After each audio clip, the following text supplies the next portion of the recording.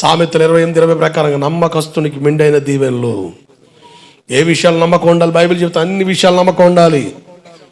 మన ఆత్మీయ క్షేమం కొరకు 5 విషయాలు మీద తీసుకొచ్చాను. 1, దేవుని ఎదుట నమ్మకస్తులుగా ఉండాలి. నీ రక్షణ కొరకు దేవుడు వాడుకున్న సేవకుడు, ఆత్మీయ తండ్రి, ఆత్మీయ నాయకుడు ఎదుట నమ్మకంగా మనం ఉండాలి. అలా రక్షించిన మనల్ని దేవుడు గాల్లో వదిలేయలేదు. ఒక సహవాసానికి దేవుడు అప్పగించాడు, ఒక సంఘానికి దేవుడు అప్పగించాడు, ఒక పూట కూలు వాని ఇంటికి అప్పగించాడు. గాయపడిన ఆ వ్యక్తిని సమరయుడు పూటకూలు వాని ఇంటిలో చేర్చినట్లుగా దేవుడిని గాయాలు కట్టి పూటకూల వాని ఇంట్లో చేర్చాడు. అది సంఘం. నువ్వు వెళ్ళే సంఘంలో నమ్మకంగా ఉండాలి. నువ్వు వెళ్ళే సంఘంలో దేవుని ప్రేరణతోనో సేవకుని ఆలోచనతోనో నీ ఆసక్తిని బట్టి ఒక పరిచయ నీకు అప్పగించబడితే ఆ పరిచయలో నమ్మకస్తులుగా ఉండాలి.